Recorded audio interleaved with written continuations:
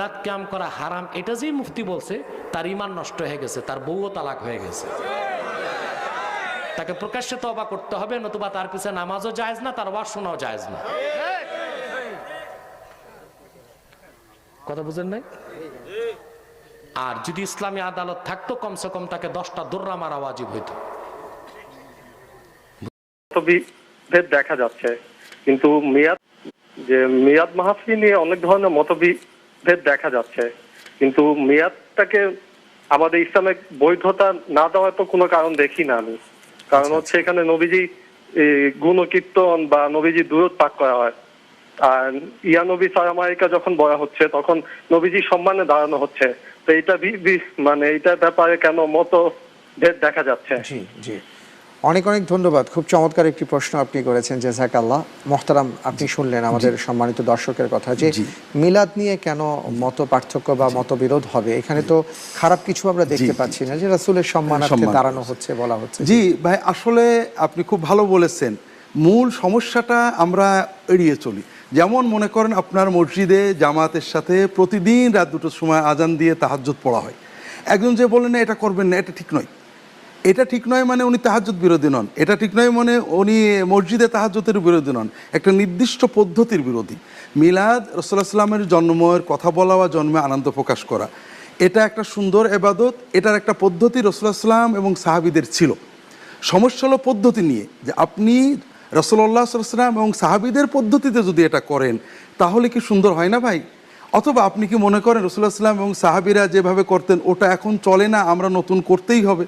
রাসূলুল্লাহ সাল্লাল্লাহু আলাইহি ওয়াসাল্লামের জন্মে সম্মান দেখানোর জন্য রাসূলুল্লাহ সাল্লাম নিজে একটা পদ্ধতি শিখিয়েছেন, সেটা হলো সোমবার দিন রোজা রাখা।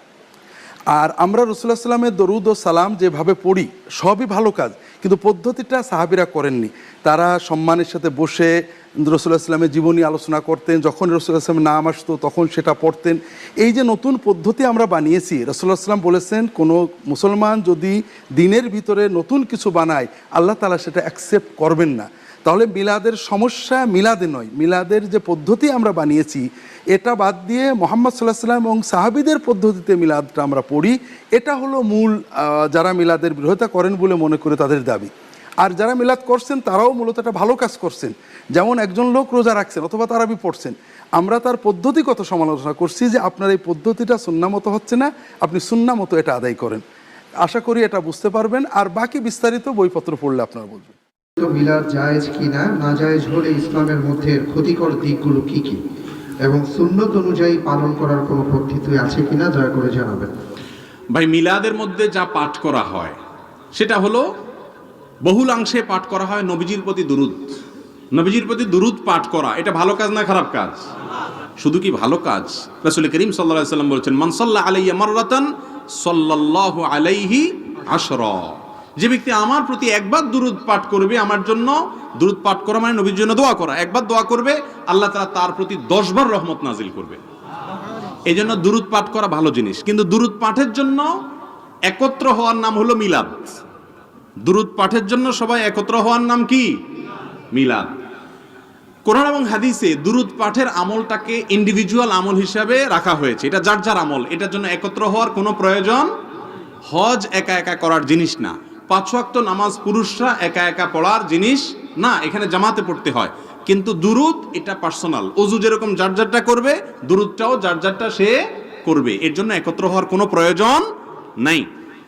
আপনারা নামাজে যে দুরূদ পড়েন সেটা কি সবাই একসাথে পড়েন না আলাদা আলাদা পড়েন? নাকি ইমাম সাহেবের সাথে সবাই সুর মিলায় পড়ে? যার যারটা শেষে পড়েন না? নামাজের মধ্যে দুরূদ যদি যার যারটা শেষে পড়লে হয়, নামাজের বাইরেও দুরূদ যার যারটা শেষে পড়লে হবে ইনশাআল্লাহ। আর দুরূদের পাশাপাশি মিলাদের মধ্যে দুরূদ পড়তে পড়তে নবীর সম্মানে দাঁড়ায় যাওয়া, এটার নাম হলো কিয়াম। আমি একটা কথা প্রায় বলি, নবীর সম্মানে যদি দুরূদ পড়তে পড়তে দাঁড়ায় যাওয়া লাগে তাহলে তো আল্লাহর সম্মানে কোরআন পড়তে পড়তে লাফানো উচিত, ঠিক না? ঠিক বলেন। নবীর সম্মানে দুরূদ পড়তে পড়তে যদি দাঁড়ায় যাওয়া লাগে তাহলে তো কোরআন তেলাওয়াতের সময়, কোরআন আল্লাহর কালাম, ওইটা করার সময় তো ফ্যানে ঝুলে থাকা উচিত। বোঝা গেল এগুলোর সাথে আসলে কোনো সম্মানের সম্পর্ক নাই। অনেক সময় দেখা যায় দাঁড়ায়, আবার সবাই গোল হইয়া দাঁড়ায়, মাঝখানে একটা চেয়ার বা বালিশ থাকে নবীজি এসে বসার জন্য, ঠিক না? ঠিক।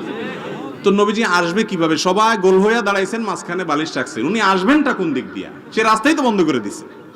বোঝা গেল এগুলো কোনো সঠিক কাজ না।